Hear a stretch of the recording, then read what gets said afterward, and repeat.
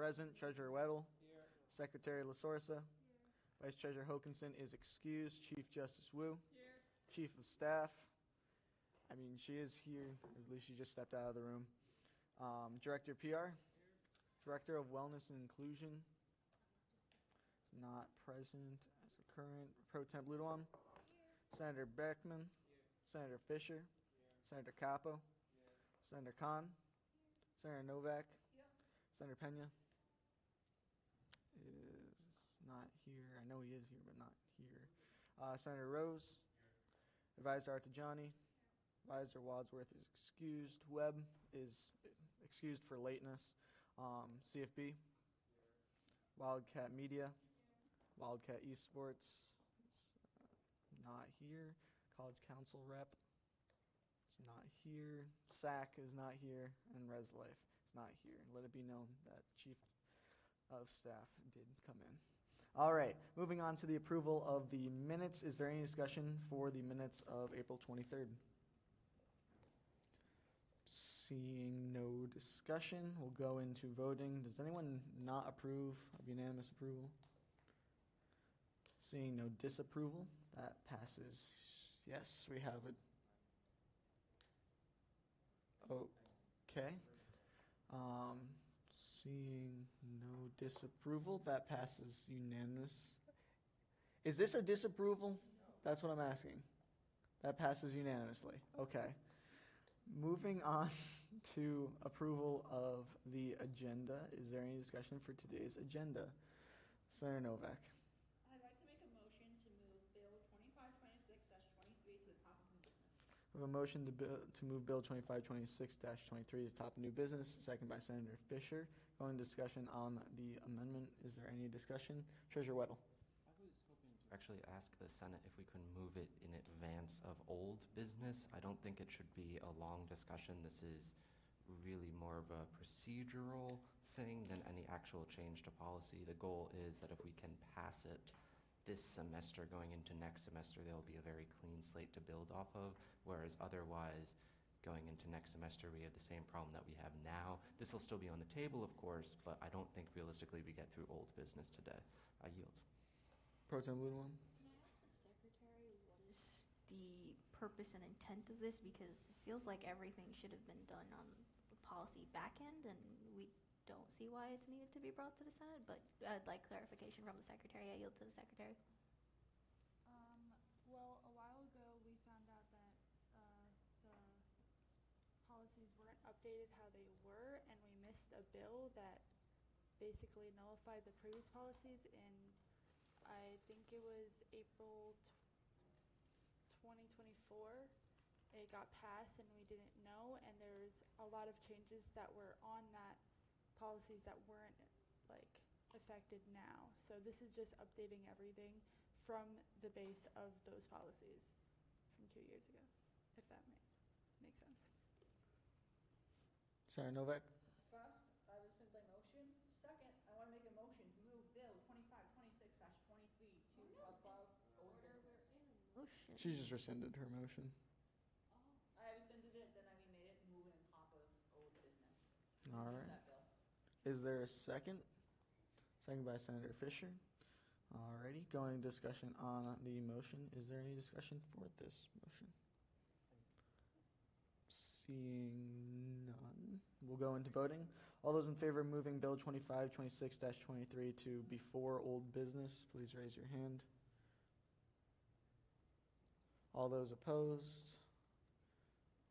And all those who abstain, that passes 7-0-0. Alrighty, back in discussion of the agenda as a whole. Pro Temp Ludewan. Move Bill number 2526-19 above Bill number 2526-20 under old business. All right, we have a motion to Bill 2526-19 above 2526-20. Is there a second? Second by Senator Beckman. Going to discussion on the amendment. Is there any discussion for this amendment? Seeing none, we'll go into voting. Does anyone not approve unanimous approval? Seeing no disapproval, that passes unanimously. Back in discussion. Senator Fisher. Reports. We have a motion to strike all reports from the agenda. Is there a second? Second by Senator Khan. Nope, sorry, Senator Capo. Holy. Going discussion on the motion. Is there any discussion? Treasurer Weddle? To clarify the reason behind that, are we intending, because the thing is, we do have our meeting on Thursday, but our Thursday meeting is shorter. It's only 12:30 to 2 p.m., and that's also when we're doing org heads, and the going back and forth into executive session is likely going to take more time. For comparison, right now, we still have another 20 minutes before our meeting on Thursday would actually even start. I think it would be better to do final reports today and as opposed to Thursday. I yield. All right. Pro Tem Bluedwan. Oh. Pro Tem Bluedwan, sorry, I'll call on you first. Thank you. I'd like to point out that at least half of the horseshoe is empty. We don't have everybody here that would normally be at a regular business meeting, so I think it would be better to have everybody present at the regular business meeting and give their reports then.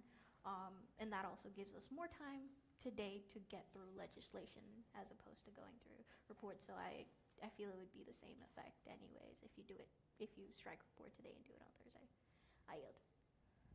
Senator Novak? I also want to state, me and Senator Beckman were also requested by our web representative to cancel reports today as they're not going to be here for reports and they wish to say some stuff about Apocalypse Week.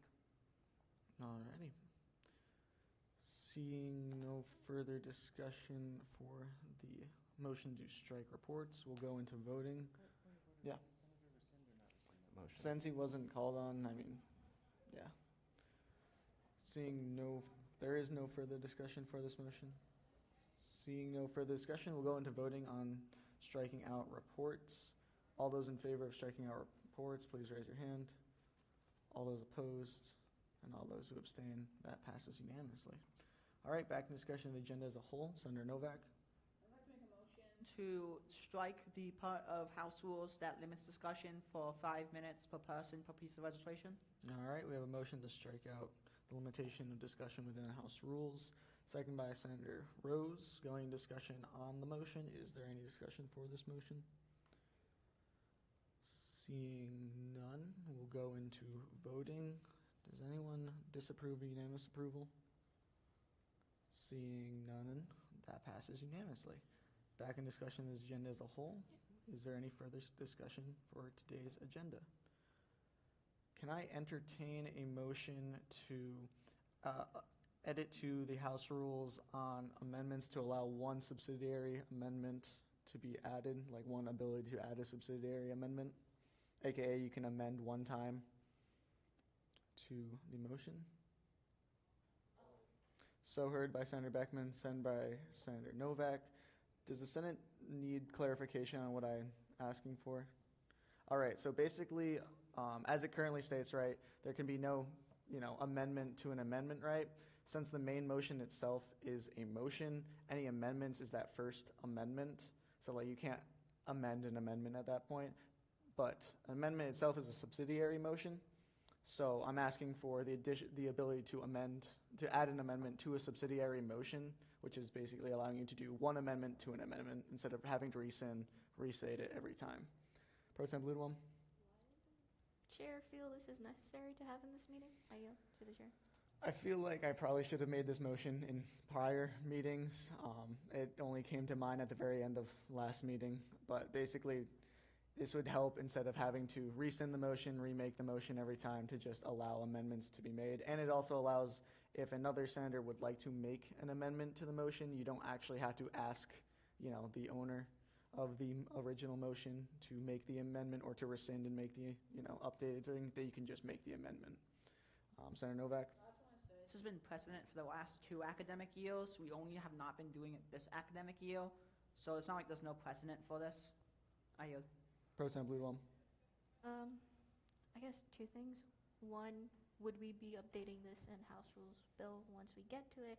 And the other is, I don't like the idea because then it can affect the initial motioner's intent of the motion if somebody just goes over them and amend their motion. Correct.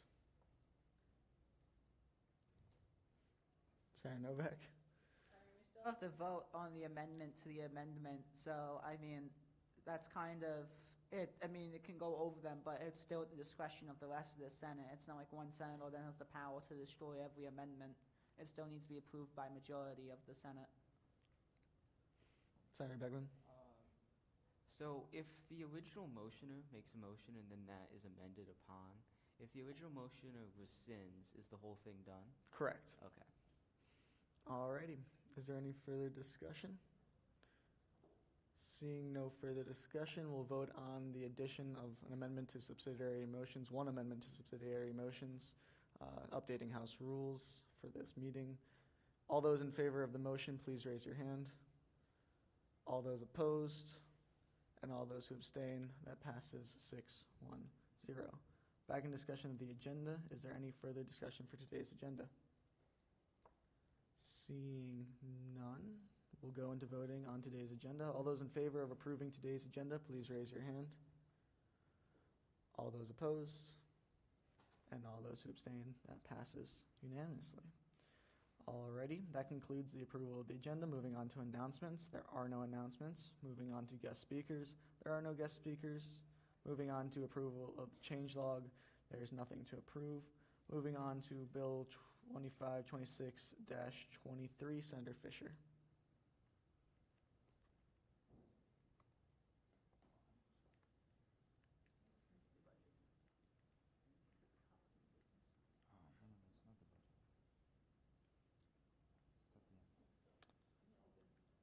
It's page 70.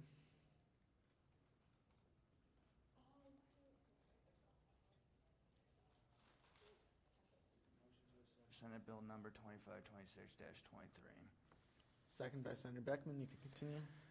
We, the members of student government at Utica of SUNY Poly, as represented in the Senate, do hereby enact as follows. The purpose of this bill is to fix SGU policies and procedures. All right. I yield.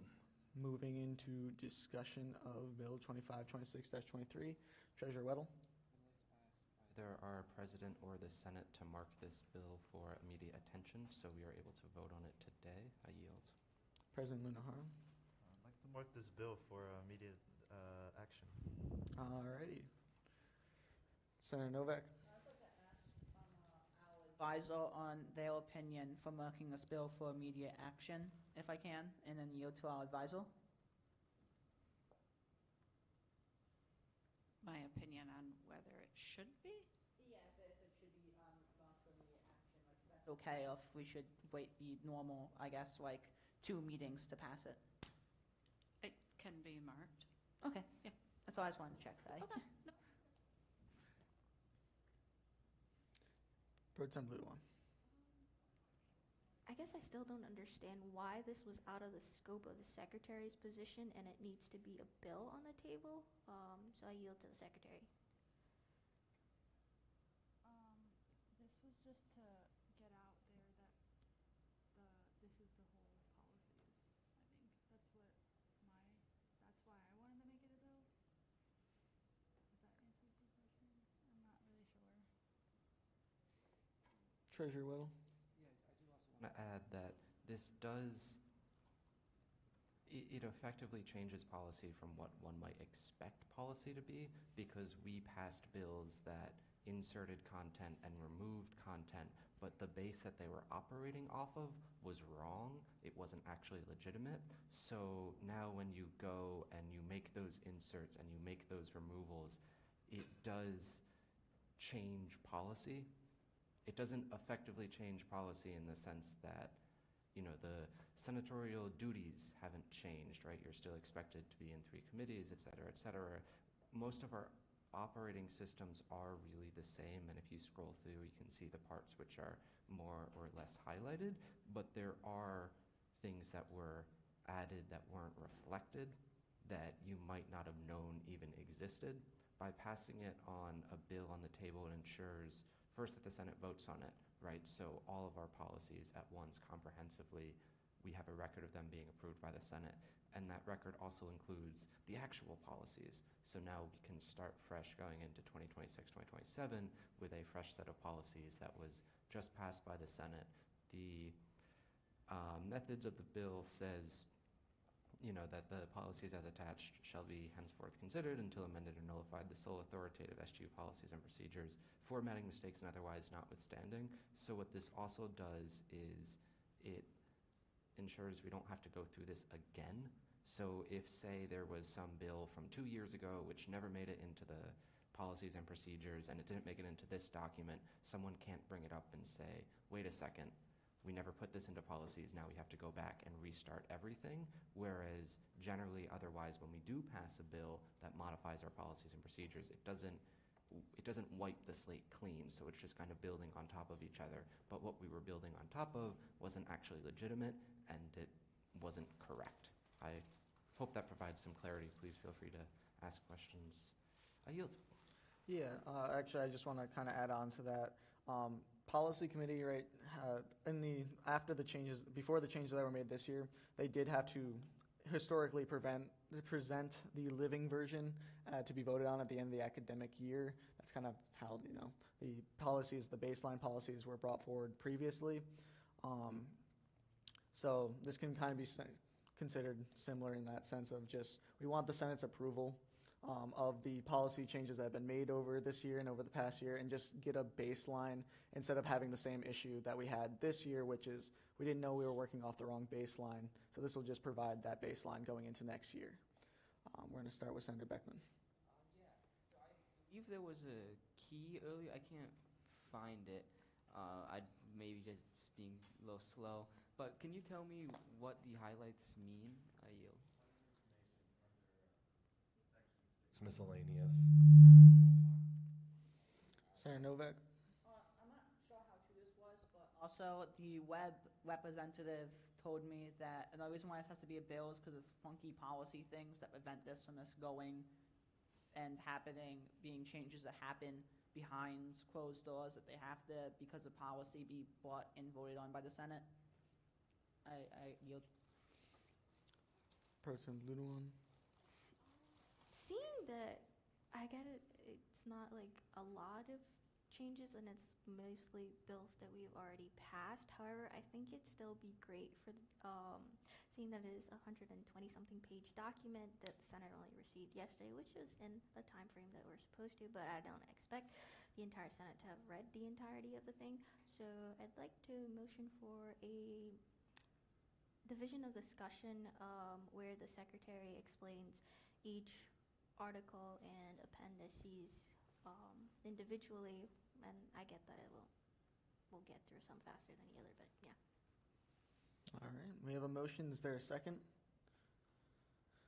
Seeing no second, that motion dies. All right, back in discussion on the bill as a whole. Is there any further discussion for the bill as a whole?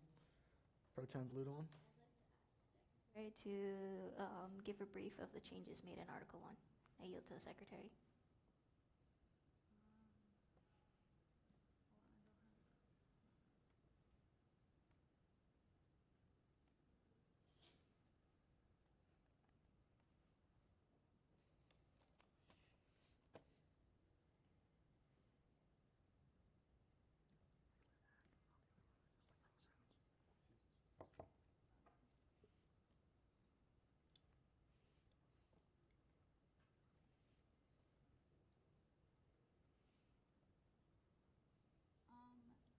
I think it was mostly just the change of SGU.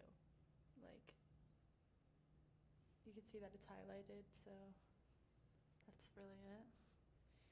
President Lunahara. Can I entertain a motion to call the question?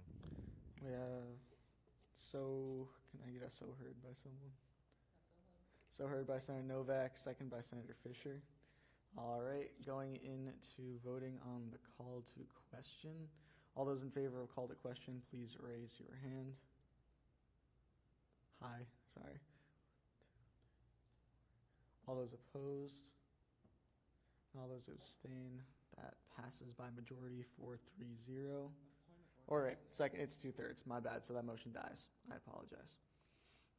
All right, back into discussion. Pro Tem Blumenauer. Again, this is changing the entirety of our policies. We should not be rushing this. That's not what we're here for. And since my motion didn't pass, I will like the secretary to brief us on Article 3. I yield to the secretary.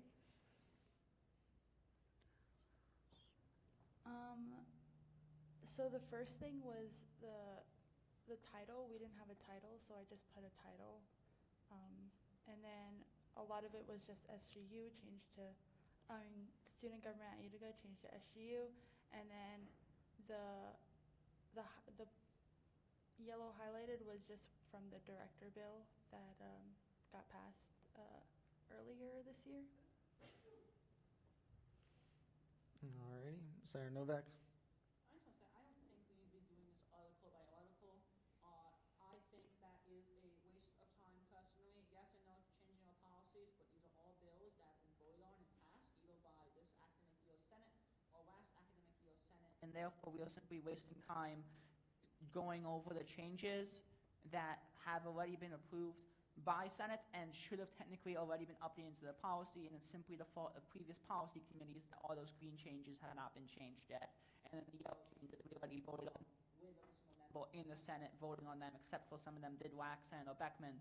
That's the only time in which a yellow highlight was not voted on by every single standing member right now in the Senate.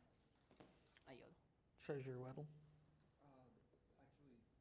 All of the changes passed last year weren't voted on by pretty much every single member of the Senate. They were voted on by the Senate, but they certainly weren't discussed by this Senate. Based off how long it's been taking for the first 3 articles, it's been taking maybe the 45 seconds to 60 seconds for the Secretary to give a summary of what happens in each article. There's really not that many articles. I think it makes sense to discuss the policies before immediately voting on them. If you can confidently tell me that you've read every single page of this bill, that's good. I applaud that. I don't think the same is true for all of our Senate. So I think allowing the Secretary to give a brief description of each article is helpful. I yield. Senator.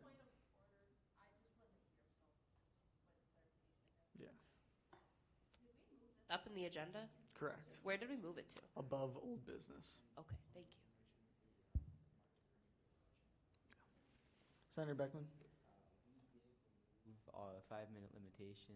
This is part of the reason why we removed the 5-minute limitation, so we can just keep discussing the bill.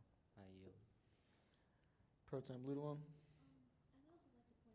Not going through every article. I'm going through the article that has substantial changes to them. So seeing that nobody had anything else to add to Article 3, I'd like to ask the Secretary for a brief on Article 6. I yield to the Secretary. Clarity, by the way, the reason why I did the motion to change the House rules had nothing to do with this bill. That was simply because I do not think a limitation should ever exist on the discussion in a bill, no matter what bills are on the table. All right. Our Secretary, you have the floor. So the first thing was the position change bill. That's what was changed. And then the highlighted in green, I don't remember what that's from, actually. All right. Treasurer Weddle.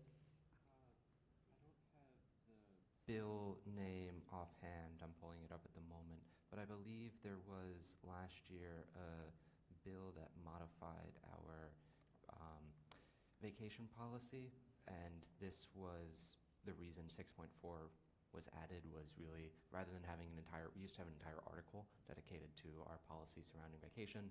Now it just states that if they have an outstanding requirement, they're required to inform their immediate supervisor. I yield. All right. Senator Fisher. Bill was passed.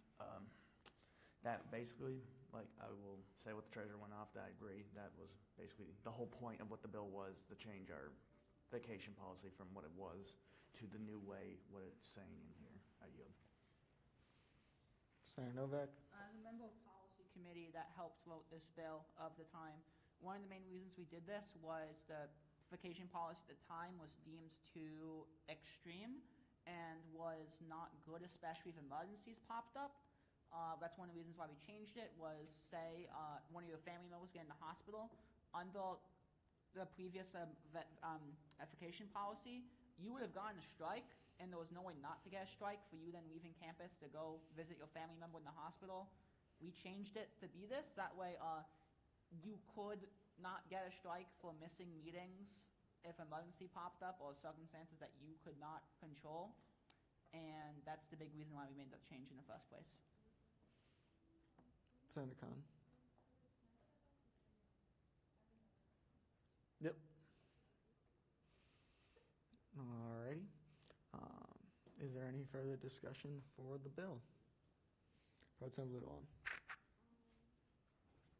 I'd like to ask the secretary for an overview of the changes made in Article 11, and preferably ask that we just don't refer to bills, but actually talk about what was changed and what the edits were. I yield to the secretary.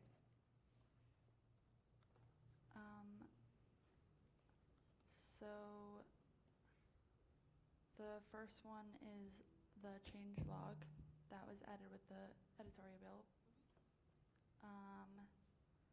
The second thing that was changed,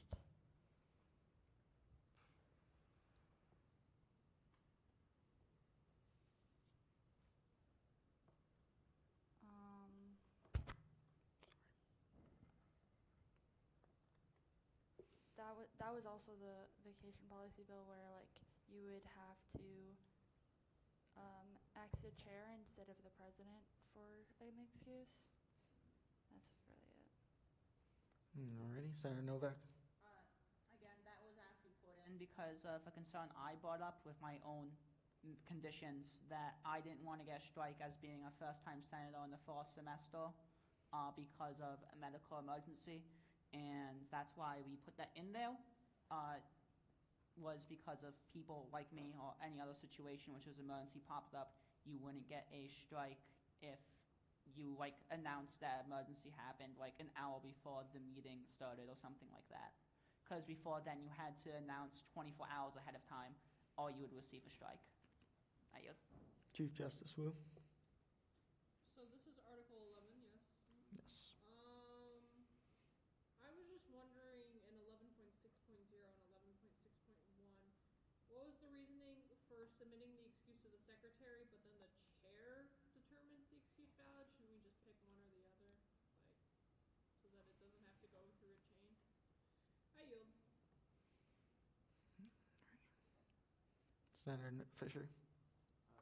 To say this is also where we added that the college council does not have to be required to be at the meetings. I yield. Senator Novak. I guess it's a point of information, but the only one who has to give their excuse to the secretary is college council. Everyone else just gives it, at least that's how I read it. It says, was that free members must be present at every meeting unless never mind, I misread that. I yield. Treasurer Weddle. Yeah, my understanding, the reason both of those are in there, the valid excuse has to be submitted to the secretary, so the secretary knows to mark them down as excused, but the chair, as the one running the meeting, is in charge of determining whether or not. I'm going to yield to our Chief Justice. Yeah, but like you send it to the secretary, and the secretary's like, "Hey, chair, like, is this a good excuse for me to put them excused?" Like, I just don't get that. I yield to the chair. Sure. Pro Tem Ludowan. Kind of to Chief Justice's point, I think it should go to the chair first, because then the chair receives it, and if they deem it necessary, then they should be communicating with the secretary. With that being said, I'd like to motion to amend 11.6.0 to strike out where it says submitted to the secretary, strike out secretary, and replace it with the chair. We have a motion. Is there a second? Second by Senator Beckman.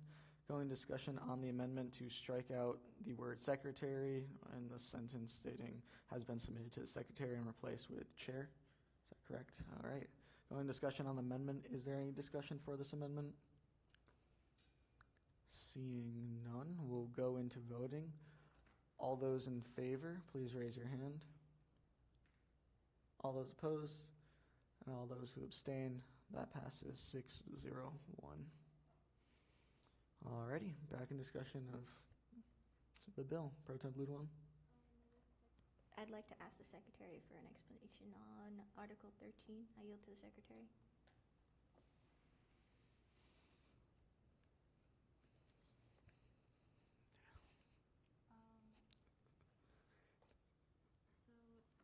was with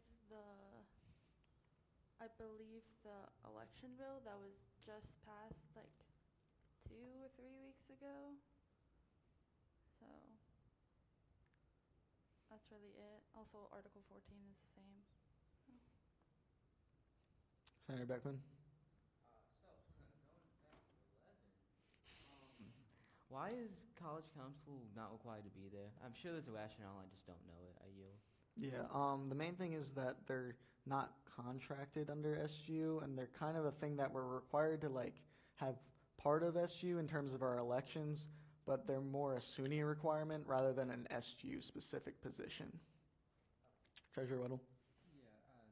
What our chair said, but I do, to sort of echo your point, all the way back up in Article 3, you don't have to scroll all the way up there, the College Council is required to abide by any and all parts of SGU governing documents as if they were a contracted member, so I don't think it's necessarily a bad thing to make them required to attend these meetings.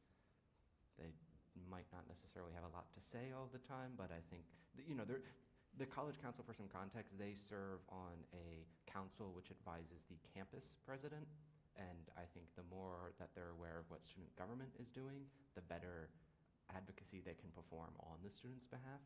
I yield. Wildcat Media. I think it's pretty important for the College Council to be required to attend this meeting as their position basically is the representative for the students to the faculty. And as students, we all know, it's not that, sometimes it can be difficult getting your point across to faculty, but if this position knows what we're all talking about, hears the concerns that are informed, can bring it up directly to people who can actually make a difference, I think that's really important that they should have. I yield to Commissioner One. I'd like to motion to strike out under 11.6.0, the College Council is not required to be there. We have a motion to strike out under 11.6.0. The College Council is not required to be there. Is there a second? Second by Senator Rose. I just want to quickly ask someone to review, I believe it's in the conducts, there's an additional statement about the College Council needing to either submit a report or something like that, just to check if that's also relevant. I just remember that when this bill was passed, or when the conducts bill was passed 2 years ago now, that there was an additional point on the College Council, so I just to let that be known out there. Senator Novak? I believe the reason why we got rid of the College Council from having attend these meetings is we have no jurisdiction over them. Therefore, we cannot actually enforce them to go to this meeting. Yes, our policies say they have to show up to they follow our policies, but it does not supersede SUNY policy. And at the same time, also, we cannot strike the College Council. Therefore, we have no way of enforcing this policy, if I'm correct. But also, I'll yield to our advisor, as our advisor had their hand up.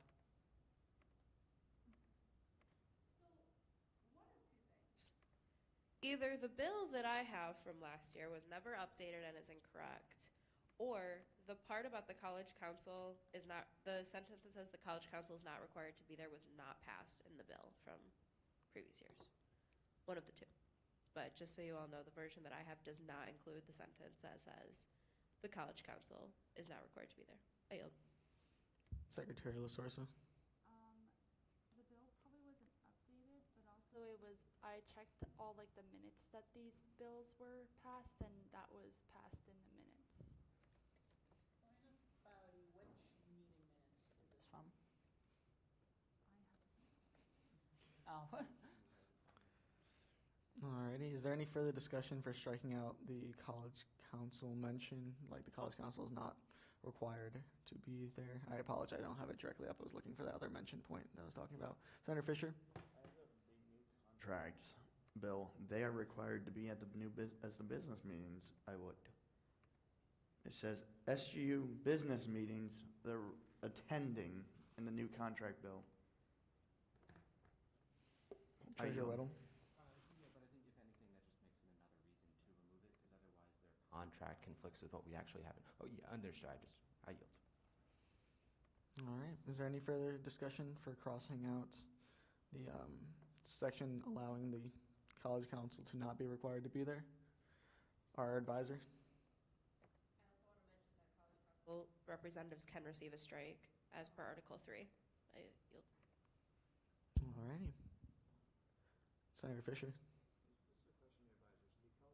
Is that a hired position or an elected position? Elected. If there is nobody who runs for it, it's kind of like a voting process amongst of the Senate. The Senate votes, but it's of somebody on the e-board. But typically it's elected. SGU does host it under their election so that it's not confusing for the student body as to why they would need to vote for 2 different positions. But other than that, it's pretty much housed under student affairs. I yield. Alrighty. Treasurer Weddle. Could I just ask for an amendment to the motion to add in that the College Council is also must be present at the meeting, because I recognize you're polling out that isn't required, but I yield to Pro Tem Ludewan. So heard, second by Senator Fisher. Going into discussion on the amendment, can you just clear the exact statement for the motion? So it would state all student government executives, cabinet members, senators, the College Council student representative, and a representative from each organization must be present at every meeting unless a valid excuse has been submitted. All right. Is there any discussion for this amendment? Seeing no discussion for the amendment, we're going to go voting on the amendment to the original amendment motion. All those in favor of the amendment to the amendment adding College Council to that list of required members, please raise your hand. All those opposed and all those who abstain. We're just going to run it back real quick. All those in favor of the amendment to add the College Council to the listing of required members of the business meeting, please raise your hand. All those opposed and all those who abstain, that passes 6-0-1. Back in discussion now on the updated amendment. Is there any continued discussion for the amendment to strike out College Council and add it into the list of required members? Seeing no further discussion, we'll vote on updating 11.6.0 to add the College Council as in the listing of required members of business meeting and strike out. Yes. We already voted on that one. This is to strike out the last phrase that says the College Council is not required to be there. The amendment just added to the amendment. It didn't. It wasn't voted on. It just added to the amendment. So now the amendment has both changes, but you still need to vote on both changes now overall. Senator Fisher. Amendments is so when you amend an amendment, it's like a stack in CS. You have to do the additional amendment, then get back to the original amendment. I yield. Yes. All right. Pro Tem Ludewan. Voted on the second amendment. Point of order, the amendment was a amendment to the motion, not an amendment to the bill. Yeah. I yield. So you voted to add that to the motion. And now it's added to the motion. Now you vote on the motion. Yeah, so is there any further discussion for this? I'll clarify the full extent of the motion. Seeing no further discussion, we'll go into voting on the 11.6.0 to now state all student government Utica executives, cabinet members, senators, student council member, and representative from each organization must be present at every meeting unless a valid excuse has been submitted to the secretary, period. All those in favor of the amendment to 11.6.0? Yes, point of order. Not the secretary. Submitted to the chair. We did just To the change chair, that. correct. My apologies. All those in favor of the motion, please raise your hand. All those opposed and all those who abstain, that passes 6-0-1. Back in discussion of the bill as a whole. Is there any further discussion for the bill as a whole? Pro Tem Ludewan. 1 second, sorry. Can I get the secretary? Well, can I ask the secretary to explain the updates to 16.9.7? I yield to the secretary.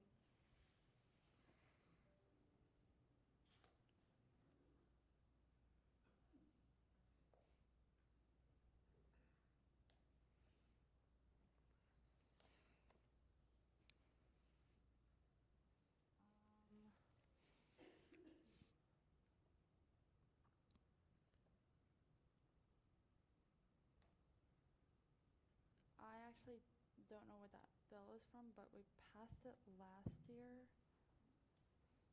I don't really know. Is there any further? Yes, our advisor. I'm just going to bring something up. You have the budget on the table, and you also will have org head nominations on the table this Thursday. If you don't pass the budget today, you will likely be operating without a budget or without org heads. One of the two. I understand that this might be very important. Clearly, we have to look back and see what bills are which. But I would recommend that you really look at the budget today, because although this is important, my opinion is that your budget is more important. I yield. Alrighty. Senator Rose? After this, I think we can still get to the budget. There was only esports left. I yield. Treasurer Weddle? I was looking through our policies. I don't think it should have been highlighted in green. It seems that it was in the policies that were passed April 2024. I yield to the pro tem. As we're going along the discussion, well, point A to our advisor's point, I agree. We should have been talking about the budget first, which is what I mentioned to the Senate, that we should be focusing on the budget, because without that, the organization will not be running next year. And as for how conversations are going, I think we need to relook at a lot of these things. So I would kind of direct this to the executive board and probably the secretary. I think, how would you guys, I think it would be better to just table this back to the author, because it seems like there are a lot of issues that we still need to clarify here. So I yield to Treasurer Weddle. I'm not certain. I don't know that I agree that there's a lot of issues to clarify. I do recognize that that probably shouldn't have been highlighted from what I'm finding, but I don't think the executive board has reviewed this as a whole. We clearly missed that, but it was sent out to all of us, and these are our policies. The reason it was brought to the Senate is because it should have their approval. There should be a clear establishment of record, but effectively these are our policies, and I think it's easier to just move forwards with it. Tabling it back to the author doesn't necessarily solve things, especially considering we have other bills on the table that don't use this as a base. So if those are passed, it's just we're going to have more insertions in places that doesn't necessarily make sense. There's some sections in here you'll see they're just grammatically incorrect because things were added, things were crossed out, but what you were starting off with was an actual policy. I yield. Senator Novak? Again, I want to point out that everything that's highlighted in yellow was passed this academic year. That means out of every single senator currently sitting here, maybe minus Beckman for some of them, we all already passed and voted on them. There's no reason for us to discuss the yellow stuff. It's already been voted on by the Senate. The only thing that was not voted on by the Senate in the past is anything highlighted in green or highlighted in blue, and blue is just changing numbers. Therefore, we should only even just discuss blue and stop discussing anything highlighted in yellow, as we already voted as a Senate on those changes this year. I yield. Looking at this now, I'm just going to ask the secretary kind of just give the explanation for the emergency action period article and the conduct, because these are the only places that have changes left on the green. Yeah. Well, you can't be doing that as the chair. That's our job to talk about this bill. You're taking our prerogative and just making the secretary do it. If we want to discuss it, we can discuss it. I yield to our advisor. Curious, when was this discussed with the executive board? I yield to Treasurer Weddle. Discussed is the wrong word, and I apologize for that. It was sent out to the entirety of the executive board. I yield back to our advisor.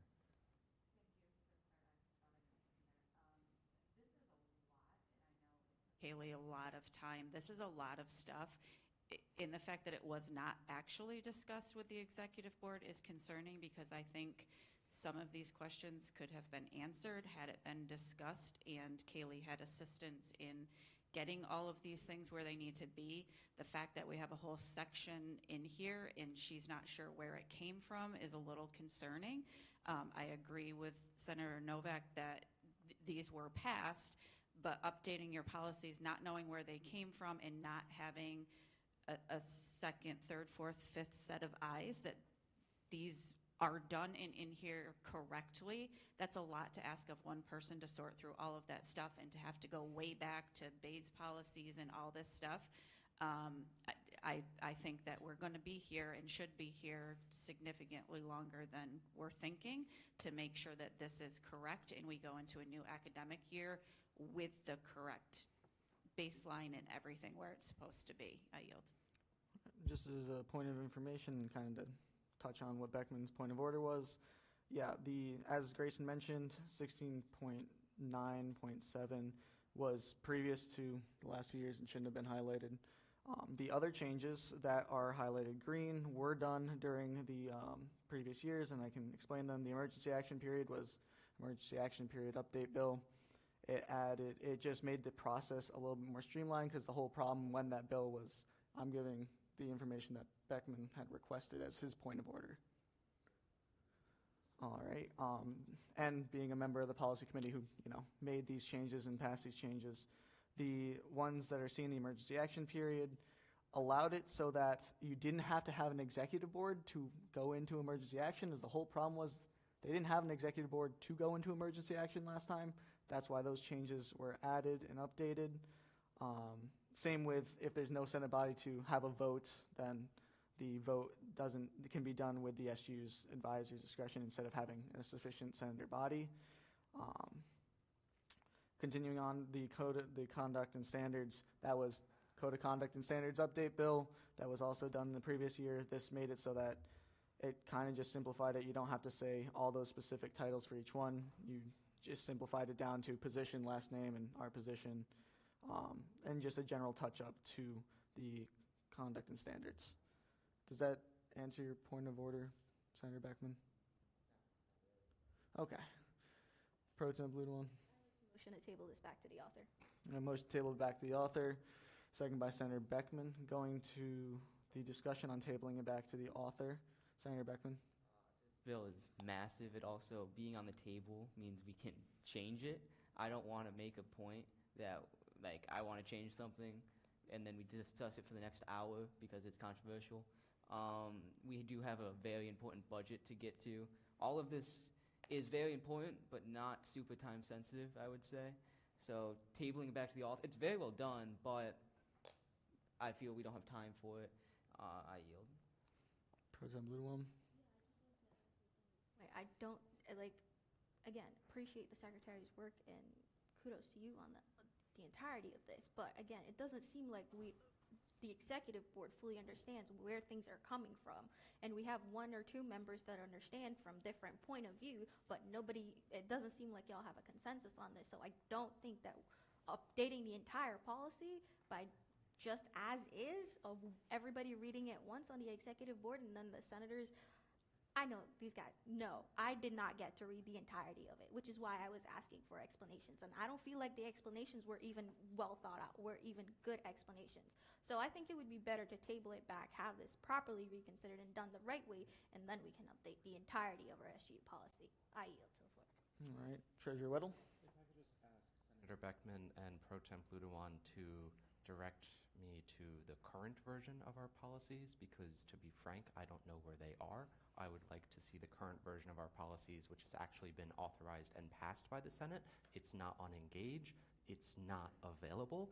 This document is the closest thing we have to our current policies. If the Senate is comfortable with the executive board simply discussing these fixes and declaring them the authoritative policies, that's well and good. But the point of putting this out there was to allow for public discussion, public review. These, to be clear, to restate what our chair said earlier, these changes are from bills that already passed and already happened. So I guess I'm just a little confused as to what good tabling it back does, because we don't have an authoritative version of our policies. This bill corrects that. I yield.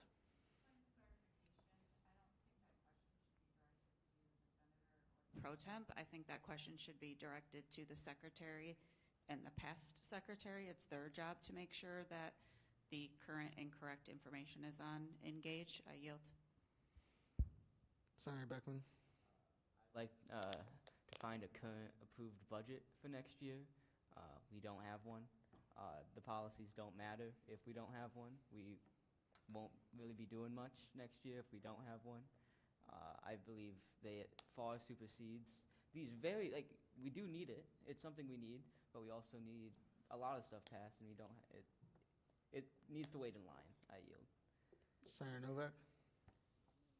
If we fill out this bill, we're filling out every single bill that has changed policy and was passed for the last 2 academic years. And so if we table this bill back, we'll basically filling out every bill that we made that changed policy and that we have been following. So the election bill we passed back in March 7th, March 5th, that will be thrown out. The bill that we passed... Just point of information. It's not going to be thrown out per se. We just won't have an updated document showing it. But it won't be thrown out. I just want that clarified. But we won't have an updated document to show those changes. Similar to how some of these changes aren't shown in our current documents. They are there, but you can't find them anywhere, so it's hard to say, for disciplinary action, you can't point to that, sort of thing for, college council rep, because if it's not in there in policy and they didn't know that it was changed, then we don't have any way to say, well, you should have known the hidden docs, said these things, you know what I'm saying? Senator Rose.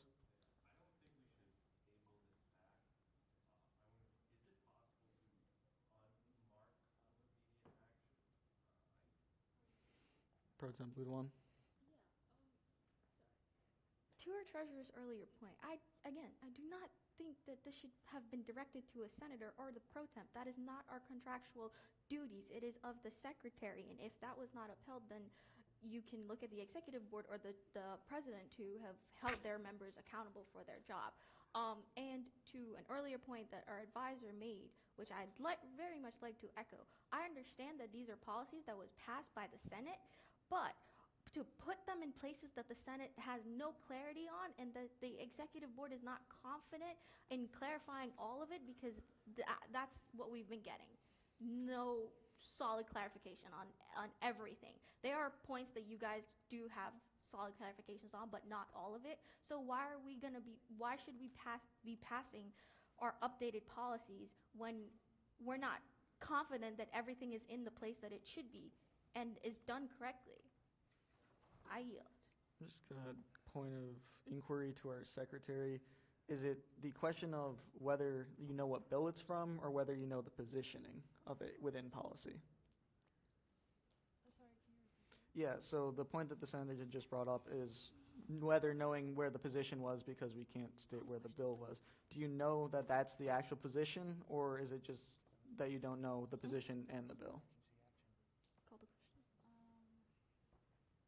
I'm just not sure what bill it is. Okay. Chief of Staff?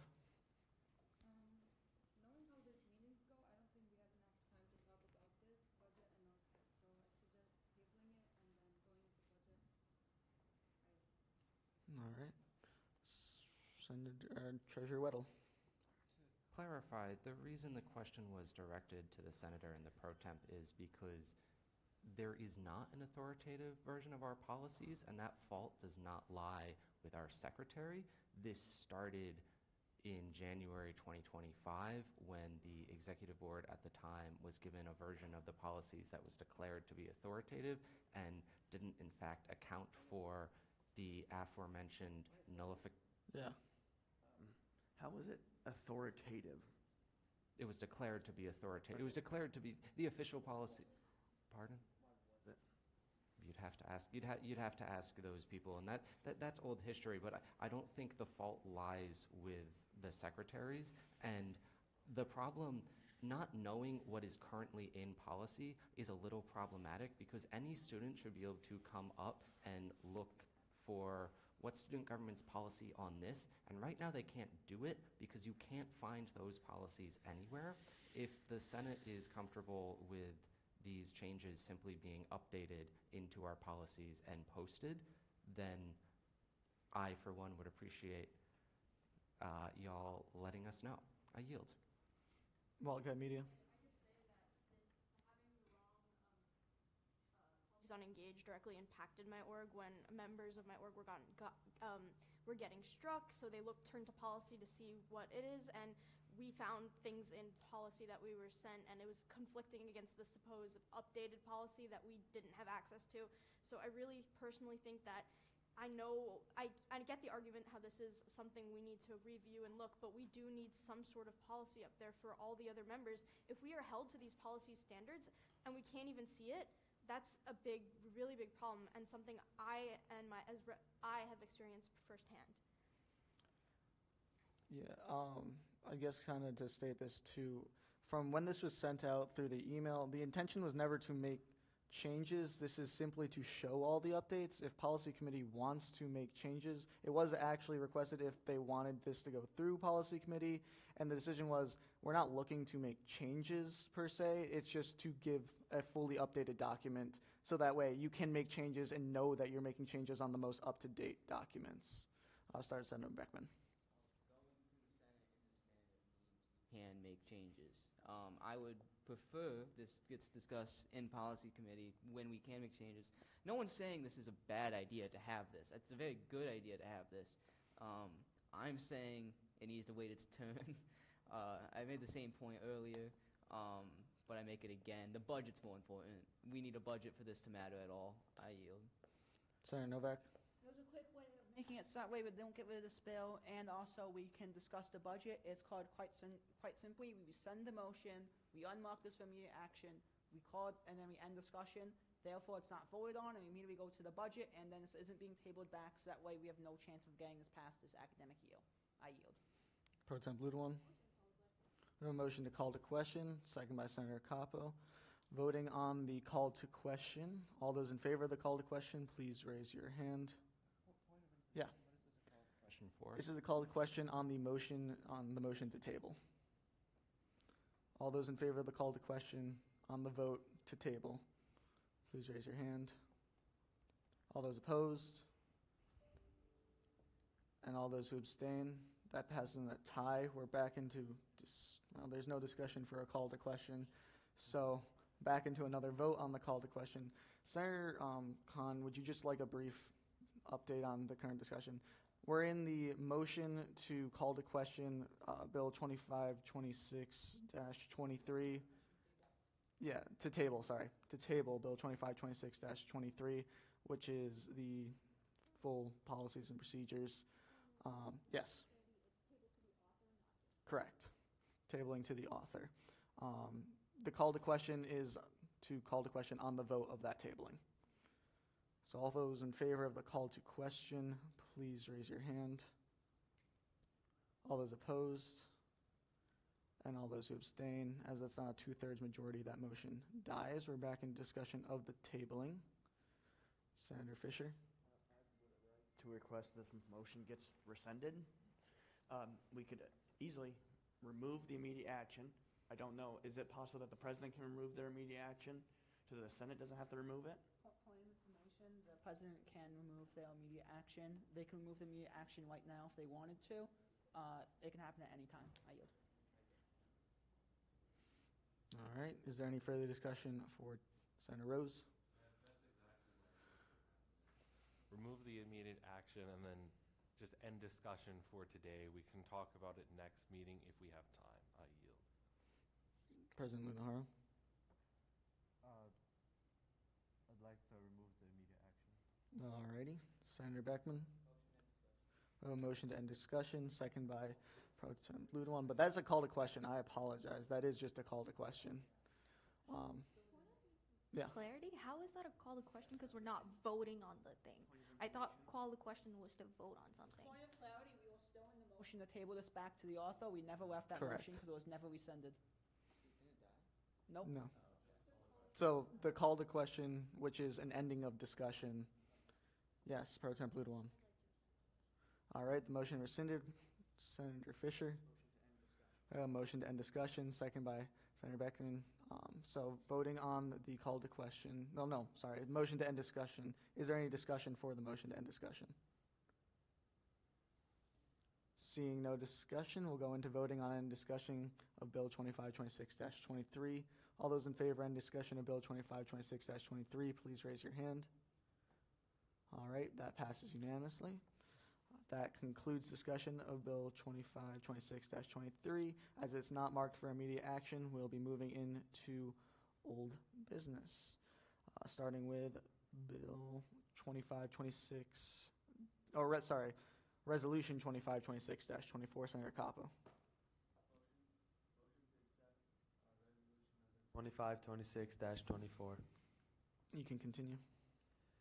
We, the Senate of SUNY Poly Student Government at Utica, do hereby resolve, whereas Budget Committee has created a new budget for the 2026-2027 fiscal year. Therefore, be it enacted, the SGU Senate supports and endorses the attached budget to be put in place for the next fiscal year of 2026-2027. Therefore, be it resolved that this budget will allow SGU and its subsidiaries to carry out its mission statement and cater to the students of SUNY Poly.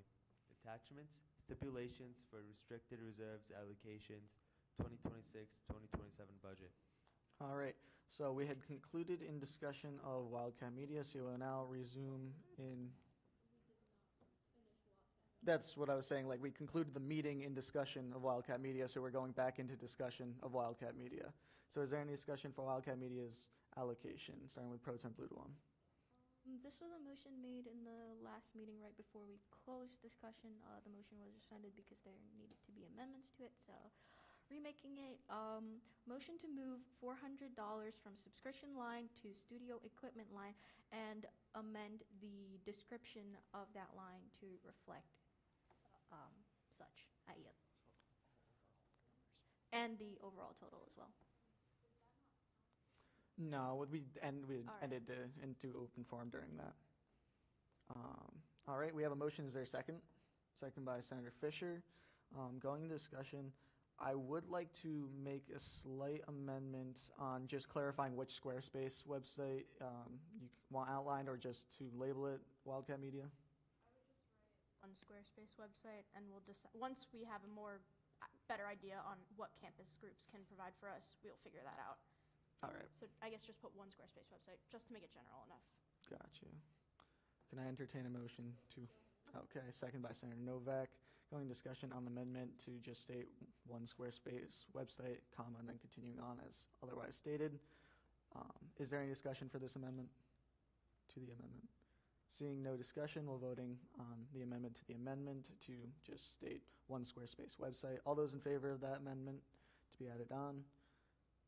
All those opposed? All those who abstain? That passes unanimously. So back in discussion on the amendment of moving $400 from the subscriptions line to the equipment line, the studio equipment line. Is there any further discussion? Seeing none, we'll go to voting on moving $400 from the subscriptions line and updating the description and moving that $400 to the studio equipment line. All those in favor of the amendment to Wildcat Media's allocation, please raise your hand. All those opposed? And all those who... We're going to run that back. Yep. All those in favor of the amendment to Wildcat Media's allocation, please raise your hand. All those opposed? And all those who abstain, that passes unanimously. Back in discussion of Wildcat Media's allocation. Is there any further discussion? Senator Capo. Back open forum to 155. We have a motion to push back open forum to 155. Is there a second? Second by Senator Rose. Going into voting on pushing back open forum to 155.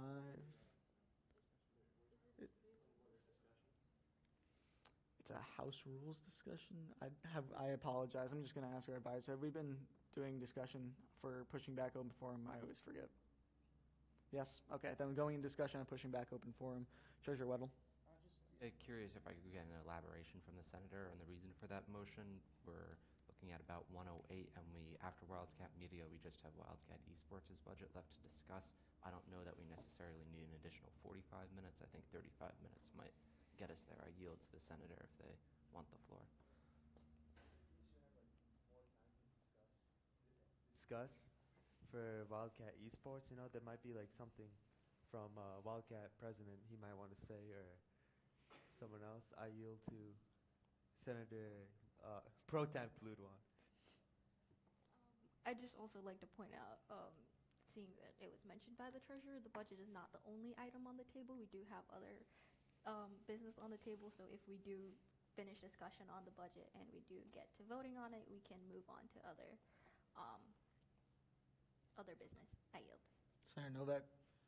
I'd like to not push back open forum because I have something important I need to discuss in open forum that I'd like to discuss with our advisors and bring to the HSU as a general that impacts all of our students on campus.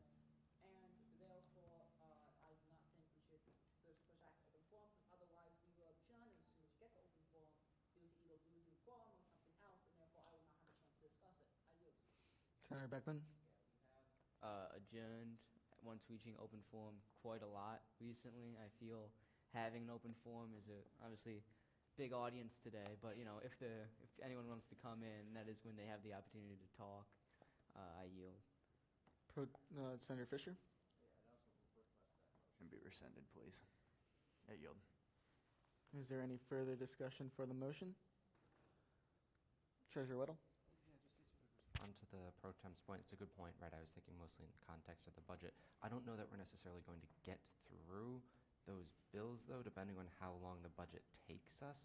We can start discussion, but they're already in old business, so either way, those bills are going to be discussed. I apologize. Unless we're going to vote on them, right, that they'll still stay in old business. It doesn't advance them forwards, if that makes sense. I yield to the pro temp. Yeah, well, I get the treasurer's point, but the whole point of these emergency meetings were to kind of alleviate the amount of business that we have on the table. I know we're probably not going to get to voting on any of them, but we can still discuss them. And discussing means we can make amendments, which is a step forward to getting the overall bill or resolution passed. So again, I don't see the point of not discussing other things that are on the table when that was the whole point of all these emergency meetings. I yield. Senator Fisher. We have a motion to call the question, second by Pro Temp Ludewan. Going to vote on the call to question. All those in favor of the call to question for voting on pushing back open forum, that passes unanimously. All right, going into the vote on pushing back open forum to 155. All those in favor of pushing back open forum, please raise your hand. All those opposed, all those abstain, that motion dies. We're back in discussion of Wildcat Media's allocation. President Lunahara. I just have a question regarding the rationale behind the 5,400 for the studio equipment, considering if in the case where you need to make a media equipment purchase, you could just go through a reserves pool. Wildcat Media.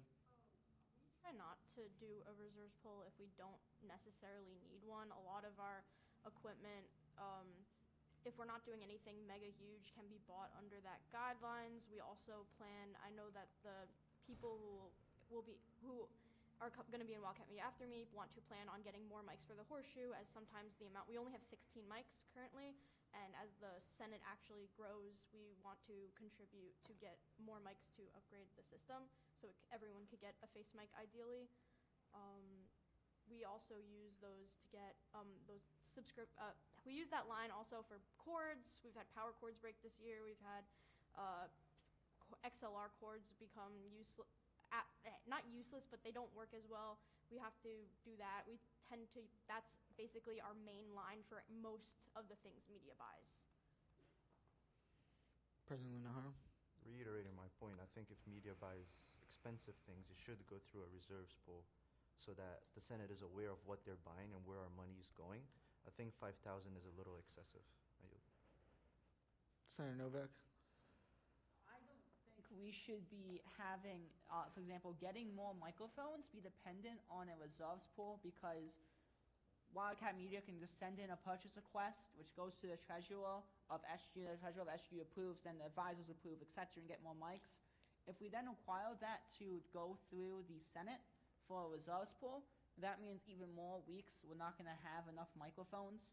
And as we've seen already this semester, not having enough microphones is kind of annoying. And so it'd be better if we could just fix that as soon as possible, as soon as it becomes an issue through buying more microphones instead of having to wait weeks for a reserves pool to get through, discussed, and passed. I yield.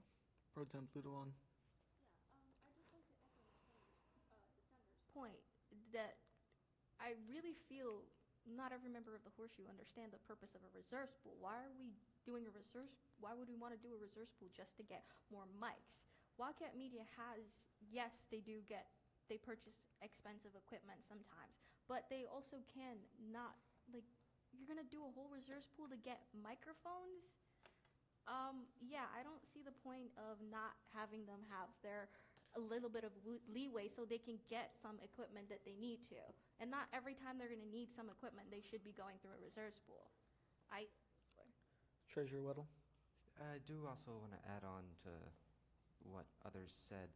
This is the time that the Senate approves, right? If the Senate doesn't think media should have $5,400 is what's currently budgeted to spend on equipment for the entirety of the next academic year, this is the time that the Senate reviews that and either approves it, modifies it, or doesn't. It is an amount that was lowered, right, given the creation of the emergency repairs allocation, but we don't want the Senate involved in all of our purchases. I promise you we would be months behind. If they're big purchases and the Senate, if it's $5,400 it's a lot of money in the context of our budget. It's really not a lot of money, so it accounts for less than 1% of our entire annual budget, and that's everything that media has to spend on equipment, most of which is really expensive, right? The cords and the other smaller items aren't so much, but if they want to buy another camera, I don't think it should have to be approved by the Senate, and that costs $3,000. So putting $5,400 in there gives them the ability to buy those things with some, buffer zone. I'm just going to yield back to Wildcat Media to provide any additional.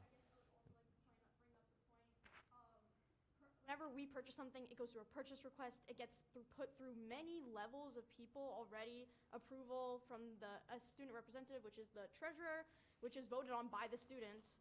And also, just because we buy expensive things doesn't mean the other orgs also buy expensive things. You're not going to have the Senate vote on every extra funding request. You're not going to have to see if Baja Club wants to buy a new, whatever they need for the car or whatever. But I think that this line is what I would say is arguably the most important part of how the organization operates, and I just think that putting it under, I guess, microscope or saying that everything should just be a reserves pool is a little weird when we're holding the same standards to every single org and even SGU as a whole. At this point, if you want to change we just did financial policy. If people think that they should change the purchase request way and having the Senate approve every single purchase request, nothing will get purchased. So I yield to Pro Tem Ludewan. Thank you. To again echo media's point, I don't get why we're trying to limit media. They're currently the org with the smallest budget overall. They do have operations to fulfill. They do have policies to uphold. If you want to make changes to policy first. Do not go for their budget. Like, what are we doing? We're really gonna not take their money to a minimum? For what reason? That means they're not gonna be able to fulfill the purpose of their org. And again, why are we just trying to limit Wildcat Media when we have other orgs that are making much more bigger purchases for other things? Why are we just scrutinizing media so much? I yield. President Minohara. I think my point was severely misunderstood. All I asked was a justification of why it's 5,000, how it's been used so far, and I guess considering we have an emergency line reserved for media, how does that, essentially, why is the rationale behind 5,000? Wildcat Media. Could also speak to this a little bit. The $5,000 in that special reserve account is for repairs on broken equipment only. We do not use the studio equipments line in the future because now we used to have a repairs line. All the money we would use for repairs would come out of that line. Now, because we had no repairs line, it would come out of studio equipment. Because we now have that special reserves account for repairs, we lowered the studio equipment line so that so that no money, and everything that we purchase using that line will not be used for repairs. It will be for brand new equipment. And so I yield to our advisor. Just wanted to ask, so from last year's budget, there was $8,000 put into the studio equipment line. From a reserves pool, there was $4,000 put into the studio equipment line, obviously totaling 12,000. About, I don't know why I engaged to that, but about 12,000. And only about 1,300 was spent this whole year. Why wasn't the remainder of it used for the mics if that was a big project that wanted to be done? I'm going to yield to Wildcat Media. Wasn't something that I wanted to pursue, but I know that members of my organization have brought it up for next year as the semester passed, and we noticed some things going away, or not away, but noticed the Senate is growing, and even though we have not used all the money, it's just going to go back into reserves, and I see that we should have that allowance for the wiggle room, because once again, if we don't use the money, it just goes back into reserves once again. So I yield to the treasurer. Yeah, to provide some more context, the $4,000 in the reserves pool, the reason for that transfer is because at the beginning of the year, a resolution was passed that transferred $4,000 out of that line into the subscriptions line to cover the radio payment. So it was put into the reserves pool really just to make whole their original budget, is my understanding. I wasn't involved in the drafting of the reserves pool, but I'll yield back to Wildcat Media for anything else they want to add. You see right now, this year's reserves pool was that we did not use because legal things with the company, they decided we did not need to pay that outstanding service fee. But I'm just saying is that I think that it's such a small amount that compared to other big important lines to everyone else that I don't think it's really necessary to put under a microscope. Senator Fisher? Can I make a question to the treasurer? How many purchase requests were completed this year? Is that in reference to? Okay.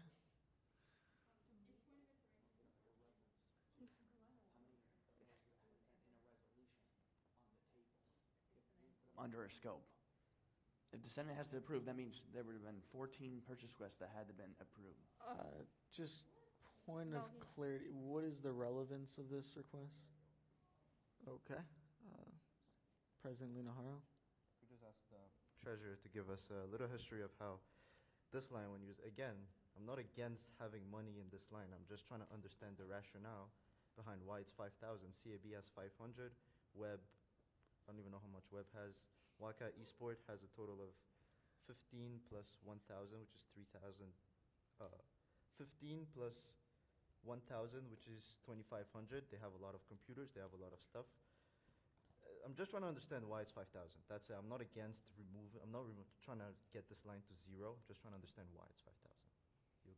I'm going to hand over the chair to the president. No. Okay. Well then, you will not have a chair because I have to go to the bathroom. Hand it to CAB.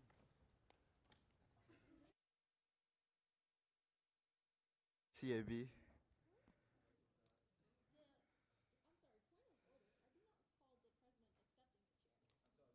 But it automatically goes to me when he leaves. Yeah.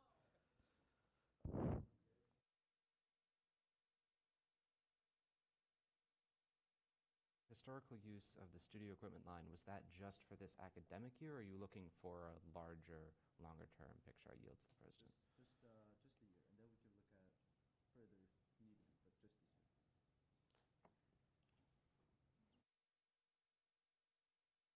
There's been most of the purchases are from the spring semester. There was a purchase for microphone windshields, a battery tester, lighting equipment, and there was some cords as well that were purchased. I'm trying to figure out exactly what it was. The total amount spent is about 1,400, if my back of the napkin math is correct. I can get exact numbers if that's helpful. I yield back to our president.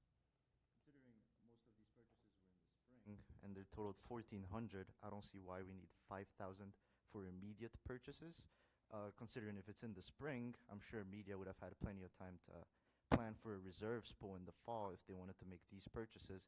If in the case it goes over 3,000 or for whatever reason, I just think 5,000 is a little excessive. I yield.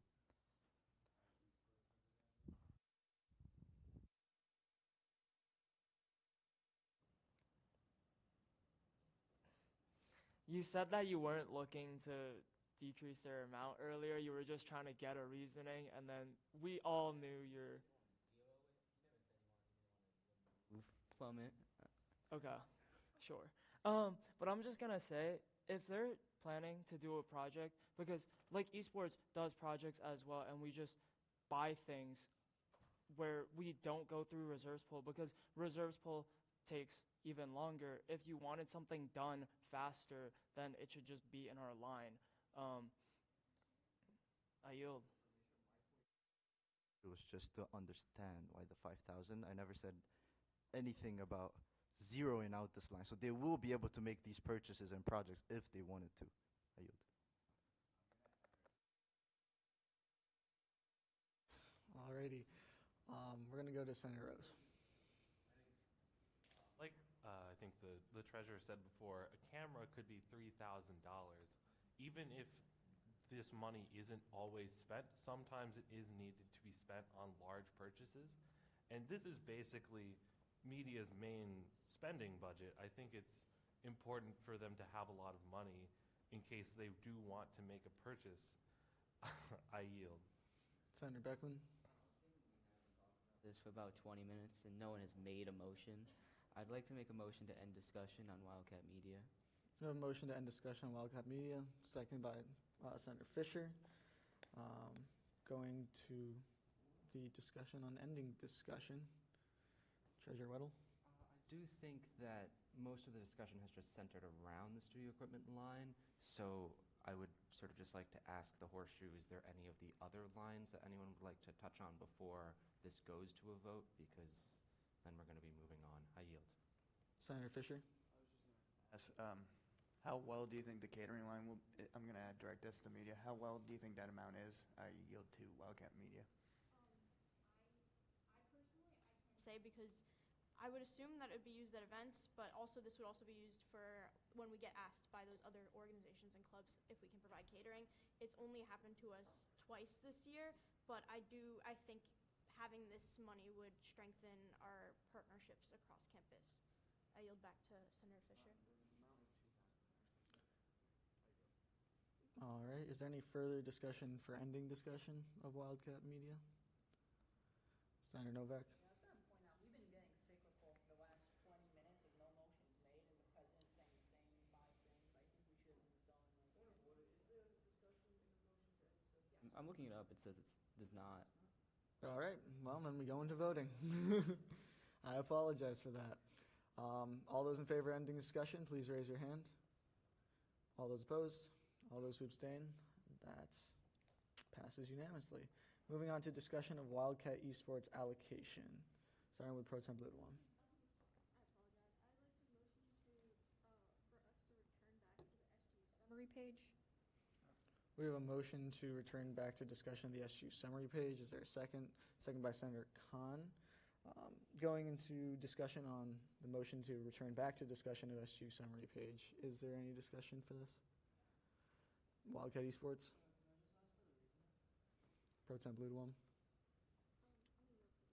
All right. Yeah, there's one of the predicted reserves number is no longer correct. Rather than just updating it out of Senate discussion, I'd like to update it in discussion, and I believe there is an intent to revisit the amount dedicated to the outdoor recreation area. I yield.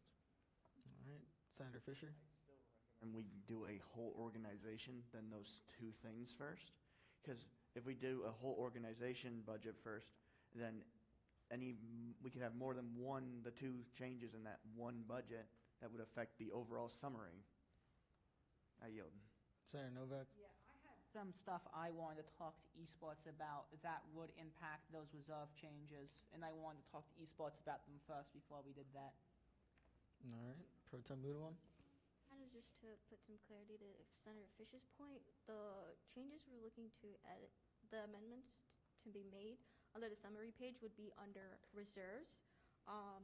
So it wouldn't really affect our operating budget. And to Senator Novak, if it's something that you wanted to talk about for reserves, you can definitely talk about it when we're discussing the reserves. If it's esports related, web related, or whoever, it would still fall under the reserves discussion. I yield. Is there any further discussion for Senator? Is there any further discussion for a reopening discussion of the SU summary?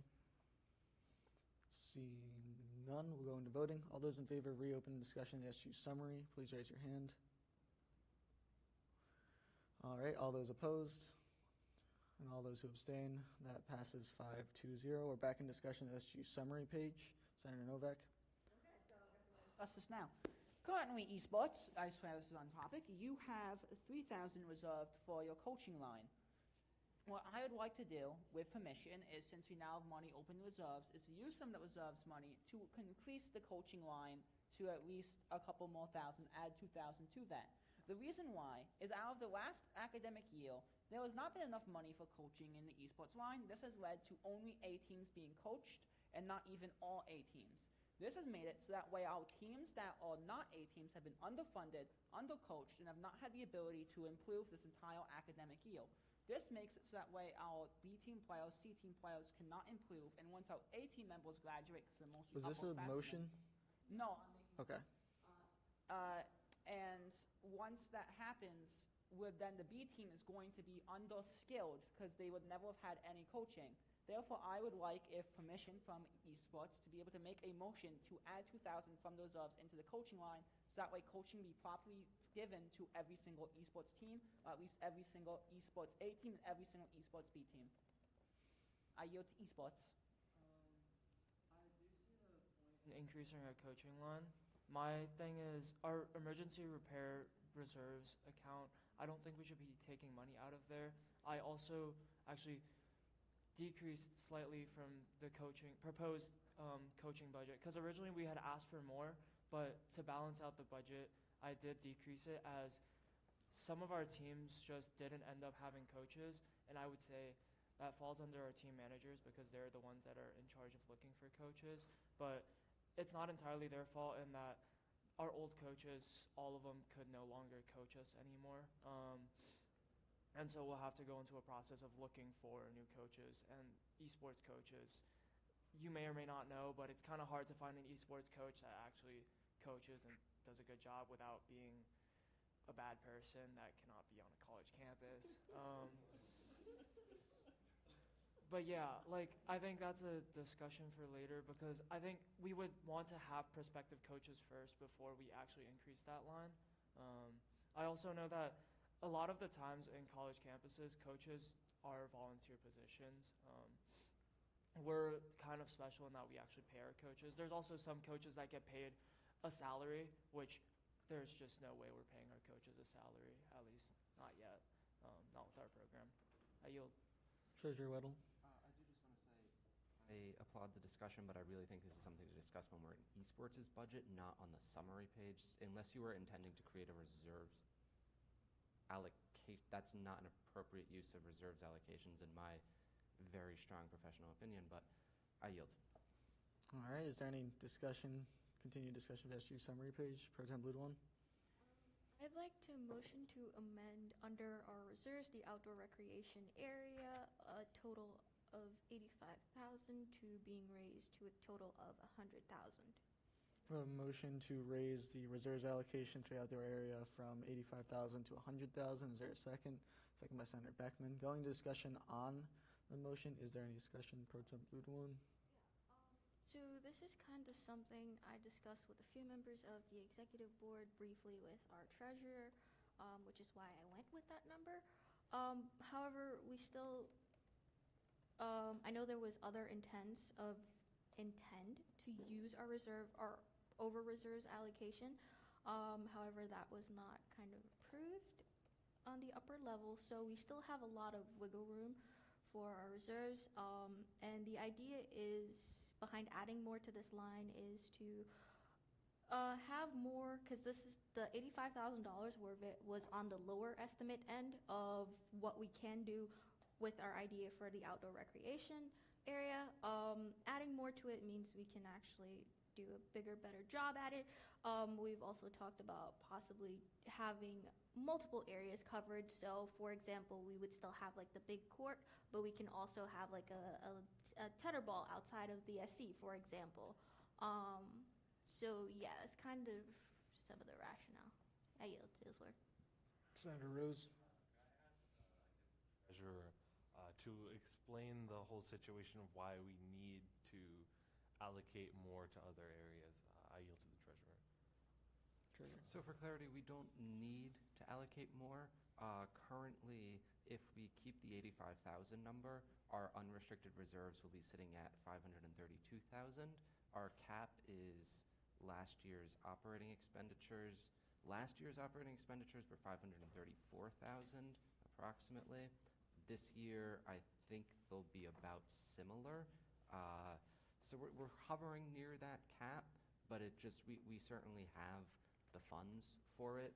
Increasing it to 6 figures definitely allows for more projects to be done, but it's not, we're not doubling it, we're not adding 40,000 to it, we're just increasing it to a little bit, which does drop our reserves down a little bit. And I think it's a good move. I support the motion if that's worth anything. I yield. Senator Novak. I just want to ask Al Pro Tem, what happened to 110,000 being put into this? Why is it now only 100,000? I yield to Al Pro Tem. Yeah, so first one, we talked about it. I recommended $100,000. One of the executive board member thought it should have gone to $120,000, not 110. However, I did consult briefly our treasurer, and our treasurer felt that it was much better to leave it at $100,000, which is why I made the motion to be $100,000 at the request of my discussion with the treasurer. I yield. We're in a motion to add $15,000 to the reserves allocation of the outdoor recreational area. Is there any further discussion to add $15,000 to make the total $100,000 for the reserves allocation for the outdoor recreation area line? Seeing no further discussion, we'll go into voting on adding $15,000 to the $85,000 in the reserves allocation outdoor recreational area, raising the number to a total of $100,000. All those in favor of this motion, please raise your hand. All those opposed, and all those who abstain. Alrighty, that passes 6-0-1. Back in discussion of the SU summary page as a whole. Treasurer Weddle. I entertain a motion to modify under the reserves the section that states estimated unrestricted cash reserves to change that number to be 517,000. So heard by Senator Beckman, second by Pro Temp Ludewan. Going to discussion of the amendment. Is there any discussion for this amendment? Seeing none, we'll go into voting. Does anyone oppose unanimous approval of this amendment? Seeing no disapproval, that passes unanimously. Pro Temp Ludewan. I should have brought this up, but I just realized after we were in the voting. To Treasurer Weddle, wouldn't that mean we would need to update the total reserves line or not? I yield to Treasurer Weddle. Treasurer Weddle. I leave that up to the Senate. The Excel sheet updates it automatically, but I yield. Alrighty, is there any further Senator Fisher? Change the overall, we don't need to. Well, what we have, I'm saying this, we have the bill version of the budget. How different is that from the one we're currently looking at, the active one? Treasurer I Weddle. yield to our... The only motions that we've made so far were to correct, to move money from the reserves allocation was changed, studio equipment was changed, and the reserves total was changed. I haven't made any others versus what's on the agenda today. There is a link that everybody should have access to. It's in the Telegram. If you do want to pull that up, it's the live version. I yield. An email that was sent a few meetings ago.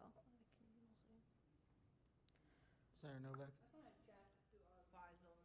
do we need to update the bill to have the correct numbers for it to actually be the stuff we are proposing? Or is it okay that's just updated on the spreadsheet? I yield to our advisors. With it being a public document, I would say that you should probably update it in the legislation as well. Point of information, I believe she was referring just to like the total, in that we updated like 85 to 100,000, but we didn't actually make a separate motion to change the total as well. I yield. Yeah, because the public doesn't have the link in your telegram or in your email, I would say that the legislation itself should be updated to reflect that as well. I yield. Pro Tem Blumen. I could be wrong on this, but I feel like we made the motion to update the estimate, which kind of then, it's a formula, so it then rolls down and updates everything else in the budget. I don't know, I yield to our advisor and how we feel on that. Not like when we upload it on Engage, it's not uploaded as an Excel. So with it being a PDF, it doesn't have, there's no equations or anything like that on there. So I would just recommend updating the total. The public won't know. Wildcat Events Board. Only because that there is, from last meeting, if you look at the minutes, there was a motion made by me to move money from Carnival Day to catering. It's not reflected in this agenda. I know it was made, and I know it's on the Excel spreadsheet, but it's not on the agenda. So like that gets a little iffy because I was looking at it, I was like, where's my money? So just to make sure, I think we should clarify this, especially for students in the audience who are looking at it. I yield. Senator Beckman. Open forum to 154. We have a motion to push back open forum to 154. We can't do 55, can we? We just, it Correct. died, so yeah. 154, got it. Is there a second? Second by Pro Temp Ludewan. Going to discussion of pushing, no, sorry. Yes, going to discussion of pushing back open forum. Is there any discussion for pushing back? Yes, Senator Fisher. Amendment to the motion. I'd like to make an amendment to push open forum back to 150.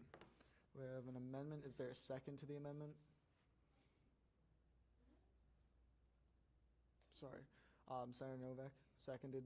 All right, going to discussion on the amendment to change it from 154 to 150. Is there any discussion? Senator Fisher? As Senator Novak said, they have something they need to discuss in open forum, so I feel like 10 minutes is a reasonable amount of time to have that discussed. I yield.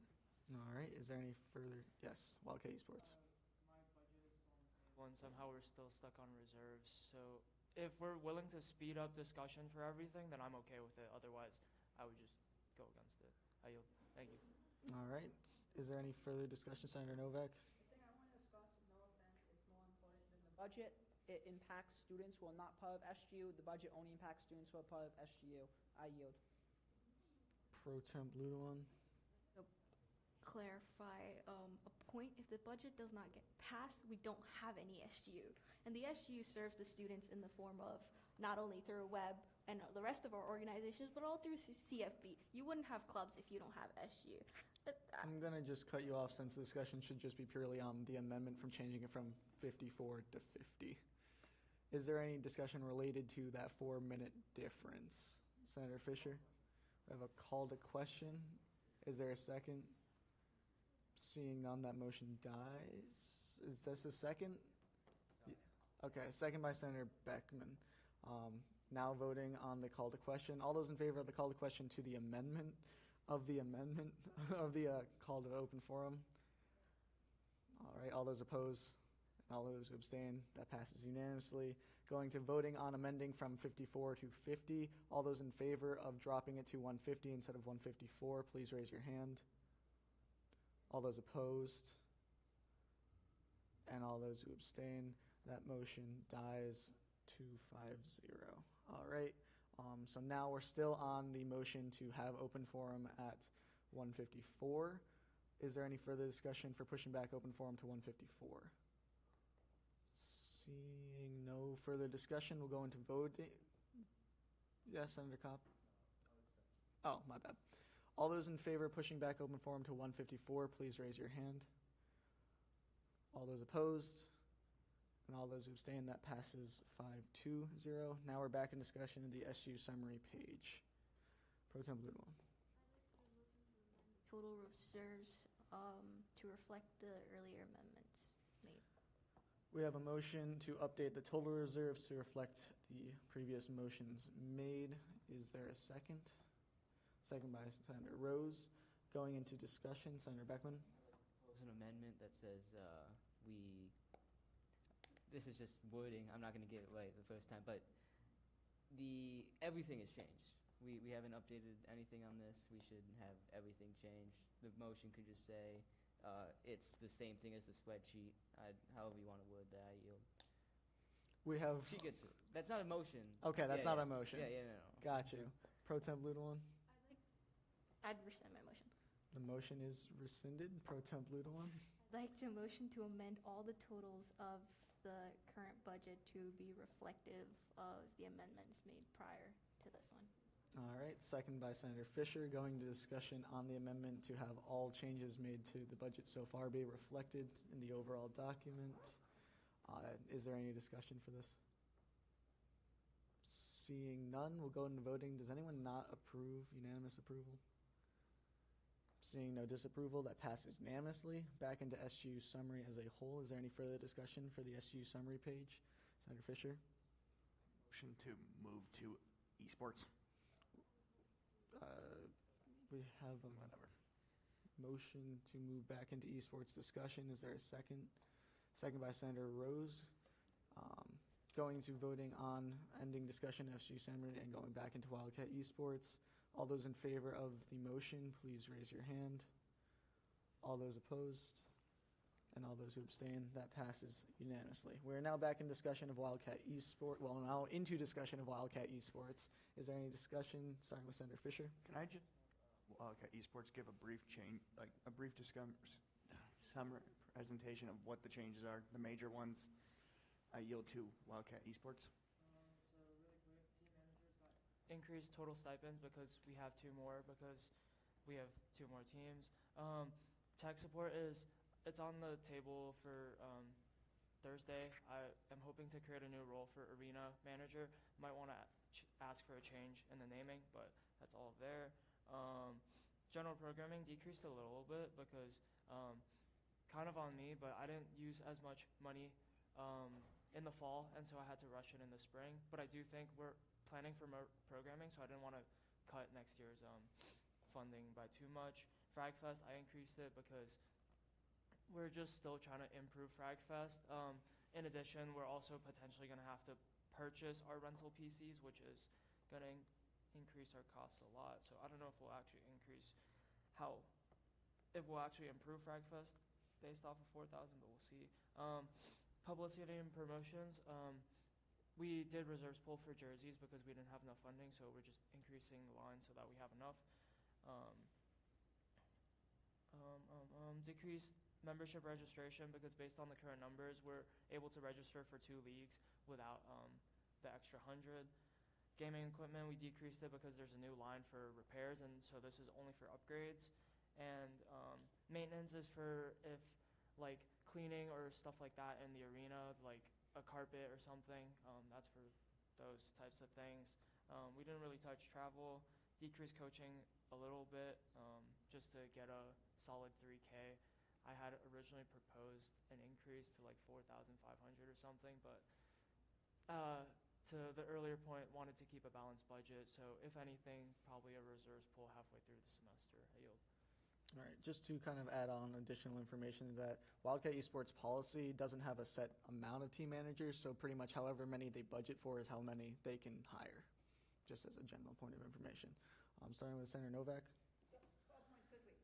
Team managers, they need more. Last year, for example, we had the Overwatch and Marvel Rivals team manager being the same person. Those are completely different games. We basically had someone who did not play Rivals managing Rivals for the last 2 semesters.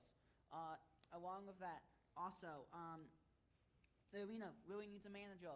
As anyone who's been there can say, it is an absolutely disgusting mess because the fact that there was no policing of it and people bring food.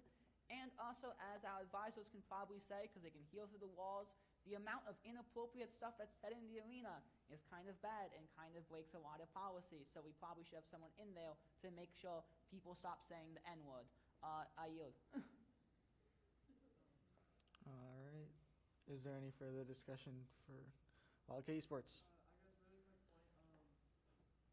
The team managers, I'm not sure what you mean by that. Maybe you meant the coaching because, yeah, I yield. I know last, at least fall's team manager for Rivals and Overwatch was Parker Rice. Was he just Overwatch? Okay, never mind. I yield. Senator Fisher? Setting a number of team managers we need, or I yield to Wildcat Esports. Really quick, it's just because games will keep increasing or decreasing, so you can't really set. Yeah, I yield. It's based on the year, yeah. Yeah, okay. I yield. Is there any further discussion for Wildcat Esports allocation? Seeing none, that concludes discussion, and that also finishes discussion for the entirety of the bill, or resolution, I apologize. Yeah. Can I make a motion to do roll call voting because it is the budget and I think we should be inclusive with the budget? We have a motion to, is that a motion? A motion to do roll call voting just for this? Yeah. This Is one. that a motion? Yes. We have a motion. Is there a second? Second by Senator Rose. All right. Going to discussion of using roll call voting, is there any discussion for this? Senator Capo? I don't think we really need to since we have like 4 minutes left until open forum. All righty. Is there any Treasurer Weddle? I would just like to echo Senator Fisher's point. I think this is one of the most, if not the most important piece of legislation that senators ever vote on. I yield. All right. Is there any further discussion for the usage of roll call voting for this vote of the entire budget? Seeing no further discussion, we'll go into voting on using roll call voting. All those in favor of using roll call voting, please raise your hand. All those opposed and all those who abstain, that passes unanimously. We are now going into the vote on the budget.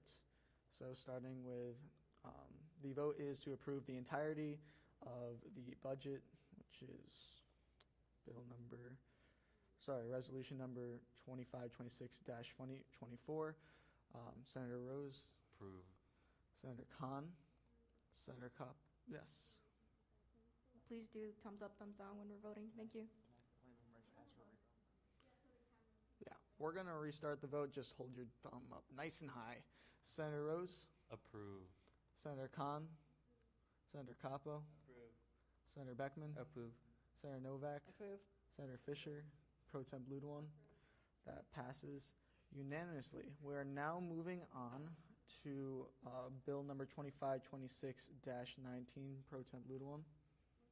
Is that bill number 2526-19? Continue. Sorry. One thing. We, the Senate of Student Government, SUNY Poly, Student Government at Utica, SUNY Poly, as represented in the Senate, do hereby enact, does anybody have the page number? 24. Thank you. To update the terms of the contract to better reflect the modern requirements of the associate positions. All right, moving into discussion, I'd like to hand over the mic to the chair to our president. Accept. All right, Vice President Chappelle. Sure. We have very few time, but considering all the discussion was around the one point within the Vice President's contract, is there any discussion on the other points? Because it seemed like that was the very main important one, but I want to know if there was any other discussion since we did that a lot. Treasurer Weddle. I would just like to make a recommendation to unfortunately table this bill back to policy committee because the policy, my understanding is the policy it was based off of when this bill was written does not reflect our actual policies that were passed, and I think we're compounding the problem, and it would be nice to have a good start. That's the reason that other bill was already put on the table. Making a motion, or are you requesting? Are you just recommending? Making a point, I think, Okay, is really, if any of the senators or people with motioning power wishes to make that motion, they are welcome to, but I yield. Senator Novak. Point of inquiry to the Sure. First, can I just ask, like, do you mean like if what this was based on? Because I did base this on base policy with the understanding that we were working off of the wrong policies. We are now in Open forum. Decorum? Oh, shit. Is there any discussion for open forum? My apologies. Our audience member. I'm doing this quickly because this is an important point.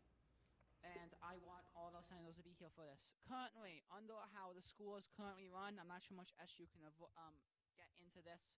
This is also something I know our CFB rep is looking into already. But currently, during breaks, our entire campus shuts down. And that is highly problematic. Specifically, it's problematic due to the fact that food service stops during breaks. Now then, what happens if you cannot go home because you either live in another country, have a hostile home environment, or other reasons prevent you from going home during the break? Unless you have a car or a lot of money to afford DoorDash, sometimes for an entire week, you are going to starve. I want to try and bring to attention to both our advisors and anyone else who can try and make this policy change to at least make it so some sort of firm in minimum, the campus center or something is available that does not require money to be used for food. I know, yes, we have the Hilltop 24-hour market, but that's not restocked over breaks, and that requires money or points. We don't have any like meal swipe options over break, and so if you're here over break, and you don't have a car or money, you just get the stuff. And I think that's a very big, important issue that needs to be fixed in upcoming semesters. And that's it. I just don't know if you would be able to get anything for free. I think that's asking for a lot over break. I do see the point and need for over break dining, as I know some people live on campus and they just have no food. I think this is a food committee question, though, as I don't know if it's an advisory question. I yield. So this last academic year, there were food boxes made to sustain students over the breaks, but it's also part of your housing understanding. If you choose to stay over breaks, you're made aware that there is no food. That is a way bigger conversation. It's part of Aramark's contract as to what the school determines as board-in days. They are only required to provide food during board-in days. So this is an institution agreement that has been made, but it has come to the attention. So literally every break this academic year, there have been food boxes that people can sign up for. We even had them delivered to the res hall so people didn't have to come get them. But the pantry is always open and always well stocked, so students definitely have the ability to get food that would last over the semester breaks. Summer housing, there will be a dining plan this summer for anyone that stays on campus, will be required. I yield.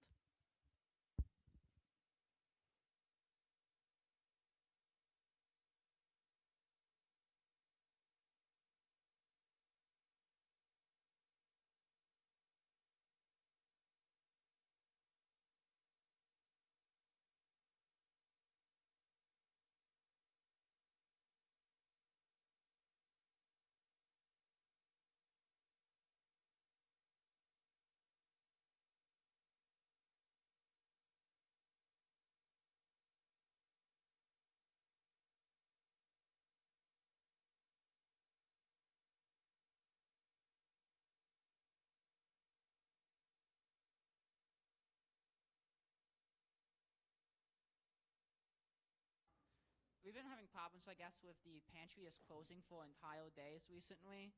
I know it's for restocking stuff, but I think it's a bit problematic if it closes for the entire day, because if you're reliant on the food pantry, you're kind of just out of luck then if you can't get anything for an entire day then. Especially since there was the outside food pantry thing by the place. I forgot its name, the Gannett Gallery. But that does not have actual food in it. It just has stuffing and gravy. So that's why I wanted to point out was those two things.